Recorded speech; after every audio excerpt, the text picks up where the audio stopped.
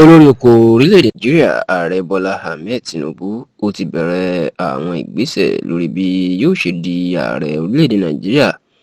fún ọdún mẹ́rin míì ìyẹn ní sáà kejì tó sì jẹ́ pé òun àti àwọn àgbààgbà ẹgbẹ́ òṣèlú All Progressives Congress pẹ̀lú àwọn ọmọ ìgbìmọ̀ amúṣẹ́ṣe èyí tó ń pè láwọn strategists wọ́n ti jọ bẹ̀rẹ̀ ètò àti bí wọn yóò ṣe di ààrẹ fún sáà kejì lọ́dún 2027 tó sì jẹ́ pé gbogbo ọgbọ́n náà ó ní tẹlifíṣàn Yorùbá Tòótọ́ ló mú wá ní ọ̀sẹ̀ yìí. Ẹ rántí pé ọdún 2027 ní ètò ìdìbò ààrẹ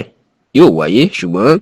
ìṣọwọ́ táwọn olóṣèlú tó fi ń sáré kiri báyìí bí ẹni pé oṣù méjì sásìkò iná fẹ́ dìbò ni. Bẹ́ẹ̀ ló jẹ́ pé bí àwọn olóṣèlú alátakò bó ṣe ń sáré kiri wípé àwọn yóò gba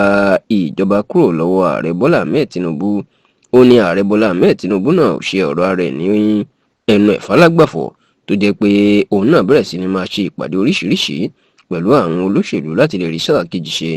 Bẹ́ẹ̀ ló jẹ́ pé ọ̀pọ̀ àwọn gómìnà pàápàá láti apá gúúsù Southern Nigeria ní ààrẹ Bọ́lá Ahmed Tinubu ló ti rí fà kúrò nínú ẹgbẹ́ òṣèlú tó wà torí wọ́n fa àwọnú ẹgbẹ́ òṣèlú All Progressives Congress. Ṣáò tẹlifíṣàn Yorùbá Tòótọ́ gbọ́ pé ọ̀nà tí Tinubu là kalẹ̀ láti jáwé olúborí lọ́nà rọrùn òun ni láti rí ìbò ní ẹkùn bíi mẹ́rin ní orílẹ̀-èdè Nàìjíríà, ìyún ẹkùn ilẹ̀ Yorùbá South West, ẹkùn ọ̀dọ̀ àwọn Ìgbò South East àti ẹkùn ọ̀dọ̀ àwọn Ìjọ South South. Lẹ́yìn eléyìí a gbọ́ pé Tinubu tún lé ìbò láàrin gbùngbùn ilẹ̀ Haúsá ìtàn pè ní North Central, níbi táwọn ìpínlẹ̀ bíi Kwara, Niger, Kogi, Plateau àti Nasarawa níbi tí wọ́n wà ó ń lé ìbò níbẹ̀ tó sì ní Tinubu gbà pé bóun bá ti rí gbogbo àwọn ìbò yìí yóò jẹ́ kóun di ààrẹ fún sáà kejì. Ìdí tá a gbọ́ pé Tinubu fi ń lé àwọn ìbò tá a kà yí àti tààrin gbùngbùn ilẹ̀ Haúsá tí kò lé ìbò ọ̀dọ̀ àwọn Haúsá Fúlàní èyí tó ń pè ní North East North West tí ìbò pọ̀ sí jù, ó ní bí wọ́n ló ṣe mọ̀ pé ọ̀pọ̀ wọn pàápàá àwọn alágbára wọn ni kò gbà tòun tí wọ́n ń takò ń lábẹ́lẹ̀ tí wọ́n sì fẹ́ kóun ṣe sáà kejì. Nítorí eléyìí ìlà gbọ́ pé Tinubu fi wò pé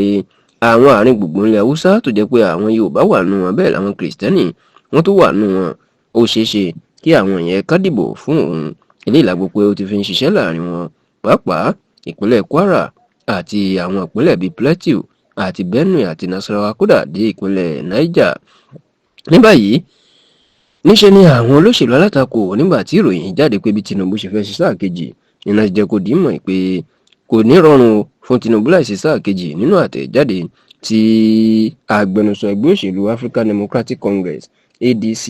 yan ọ̀gbẹ́ni Bọ́lájí Abdullahi tó sọ lórí ọ̀rọ̀ yìí ló jẹ́ kó dìímọ̀ pé bí Tinubu bá rò pé báwọn alágbára àtàwọn gómìnà ṣe ń darapọ̀ mẹ́gbẹ́ òṣèlú APC ẹ̀ ni ó jẹ́ ó ṣe sáà kejì, wọn ni ó ń tọrọ ẹ̀ ní o nítorí pé ọ̀pọ̀ aráàlú ẹni ò fẹ́ kó ṣe sáà kejì àti pé ìbò ọdún 2027 láàrin wọn àti àwọn aráàlú ọmọ Nàìjíríà